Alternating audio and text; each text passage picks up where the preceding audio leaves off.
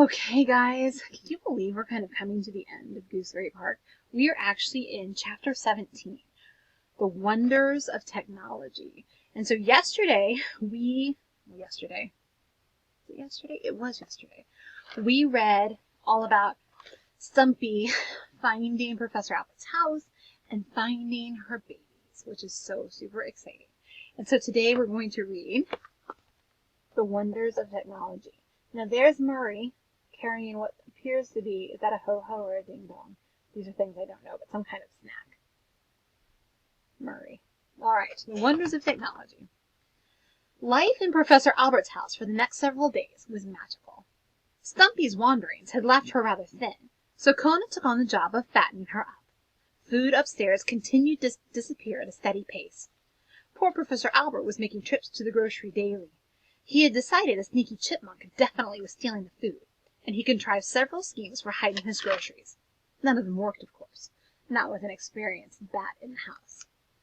Kona had promised himself that once this adventure was over, he would be a perfect dog for Professor Albert forever, to repay him for all the food they'd borrowed, and the lamp he'd crashed. He'd never pull the leash, he would never bark at the UPS truck, he would never drip water from his bowl onto the kitchen floor. He would be perfect. With Murray's help, Kona sneaked boxes of shredded wheat, bags of English muffins, and jars of Spanish peanuts downstairs to his guests. Stumpy's health improved each day, and her children were very happy to have real squirrel milk to grow on again.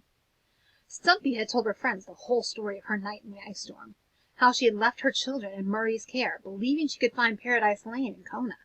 She knew Kona would give shelter to them all. But of course Paradise Lane was the wrong road completely. It was even on the wrong side of the town. And for 2 days Stumpy had wandered through all of its yards and trees looking for a chocolate Labrador. Then the third day, on the upper end of Paradise Lane, she saw from high up in a tree a yard where about 20 chocolate Labradors were playing. She thought she was dreaming. She rubbed her eyes hard and looked again. But yes, it was 20 chocolate Labradors, and they all looked like Kona. Here's a picture of them, just kind of all sitting around and eating. Stumpy's probably telling her story. Believing she had finally found the house of her friend, Stumpy leaped from trees, ran across the power lines to the other side of the street, and hopped onto the gate of the yard. She wasn't sure which dog Kona was, they all looked so much alike, so she stood up and yelled as loudly as she could, "Kona, I'm here!" And bark, bark, bark, bark, bark, bark, bark, bark, bark. Those Labradors chased her right off that gate and into a tree, and they stood under that tree barking at her all day, until a woman came home and put them back in the house. Poor Stumpy. She was very confused, for she did not understand the dog's unfriendly behavior. They were not at all like Kona. She managed to make her way back to Gooseberry Park, then was stunned when there was no sign of Murray and her children. Her tree was gone. Her family was gone. Her friend was gone. She wandered the town looking for news of a chocolate dog who might be looking for her. No one could help. But then one day, while she still searched, word began to spread about a dog, and a sign from a squirrel on Miller Street. In the morning the rumor traveled through every den in Gooseberry Park, beginning on the west side, of course. Remember with the weasels? In the afternoon it went above ground and through every tree still standing. By supper time it was out on the street, and at nightfall, when Stumpy wearily asked an old pigeon sitting on the courthouse lawn whether he'd heard of a dog who might be looking for her, the rumor finally hit its target. The old pigeon, who knew every neighborhood in the city, led the little squirrel directly to Miller Street, and the soft green glow of the wonderful watch on the roof of Professor Albert's house led her to Kona. After staying in the professor's basement for a few days, Stumpy became curious about the way people in houses live. So when Professor Albert was away, Kona would accompany her about the rooms and show her all the wonders of technology she had missed by living in trees. Kona showed her the professor's clock radio, his compact disc player. Back in the day, we listened to things called CDs. We put them in like a CD player, the compact disc player, and you would push it and the music played. None of this Apple Music or streaming. His electric can opener, his VCR with remote control. Oh gosh, guys, VCR. Just think like really, really, really old Blu-ray player. His toaster, his heating pad, and his refrigerator. Stumpy was very impressed by all the food Professor Albert had stored in his refrigerator. Staring at the shelves, she said, "He must have collected all summer long to get this much food put away." "Oh, no," said Kona. "He got most of it just this week." amazing," Stumpy exclaimed. But of all Professor Albert's technological wonders, it was his television that Stumpy liked best of all. When her children were asleep and the professor was out, Stumpy would sneak upstairs to see what was on. Because she'd always been a very practical squirrel, she liked the PBS station best. She listened to every word of Wall Street Week and the Frugal Gourmet, but this old house was her favorite. And once when Professor Albert and Kona were off for a walk, she crept upstairs into the kitchen and fixed the professor's leaky faucet. It was all quite extraordinary.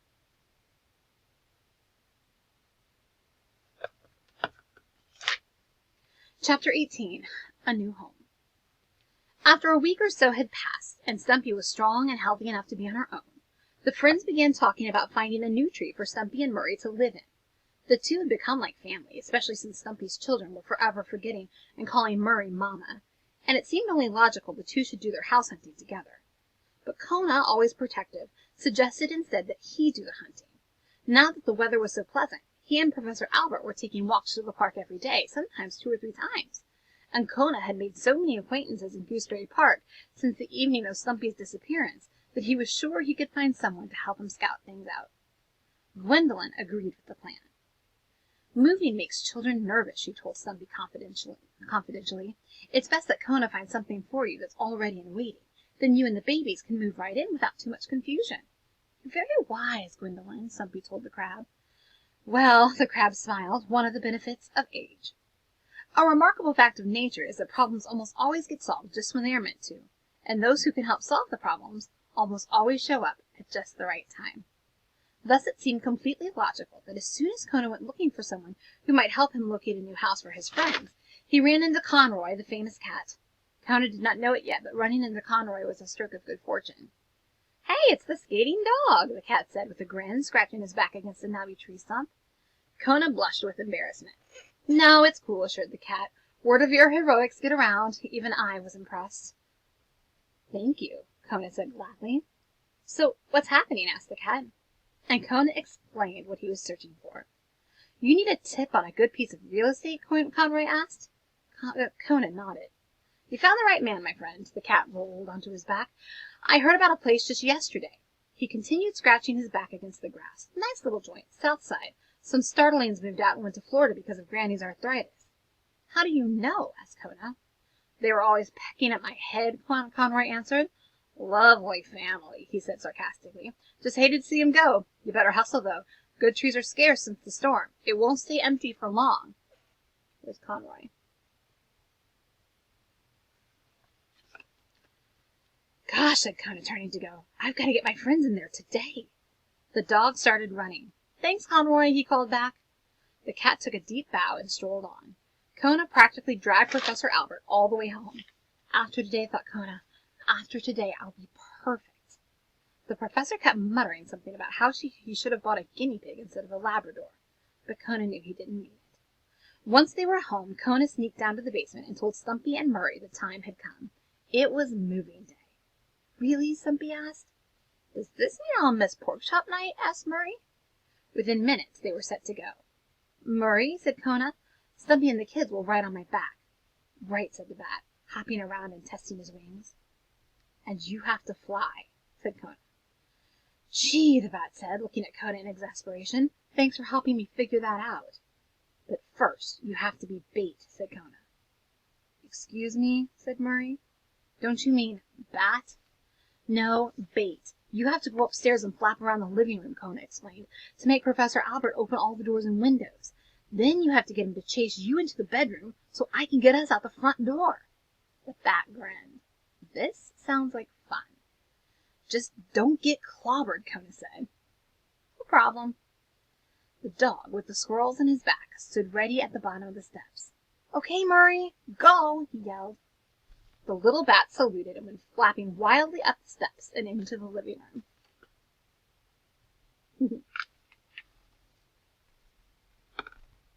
The next thing everyone heard was Professor Albert screaming and flinging all the doors and windows open. Then they heard him grab the colander off the kitchen wall and run madly toward the bedroom. "Let's go!" cried Kona. He raced up the steps and straight out the front door. As they were leaving, Stumpy and the babies waved cheerfully to Gwendolyn, who from her bowl hailed them with a claw. Kona galloped down the sidewalks as the squirrels hung on and cheered. He loved being a hero again.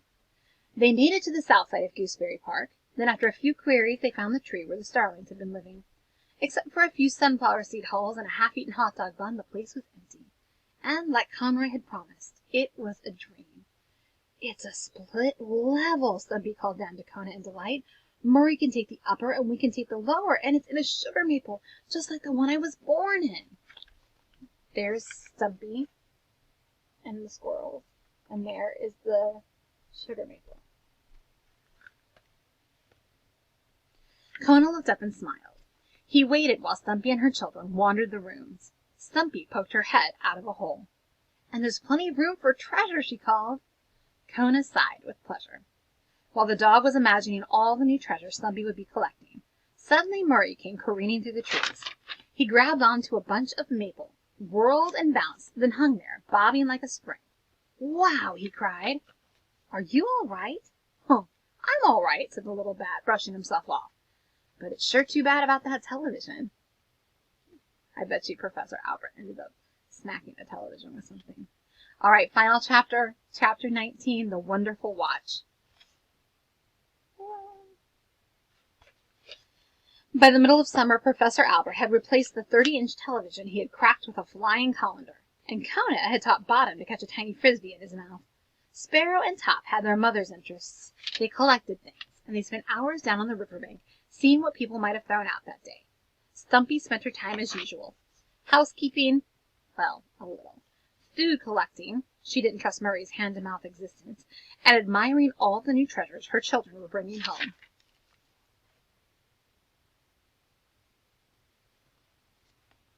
Beside the front door of Stumpy and Murray's dear home hung the wonderful and famous glow-in-the-dark watch.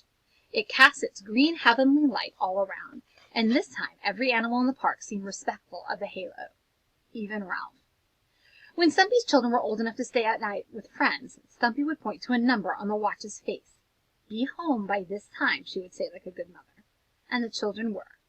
And though Murray continued to bump his way through Gooseberry Park on his forays out for egg rolls or curly fries, he never ever bumped into his own tree again. From wherever he was, the glow of the watch led him safely back. And across the way, on Miller Street, in Professor Albert's peaceful house.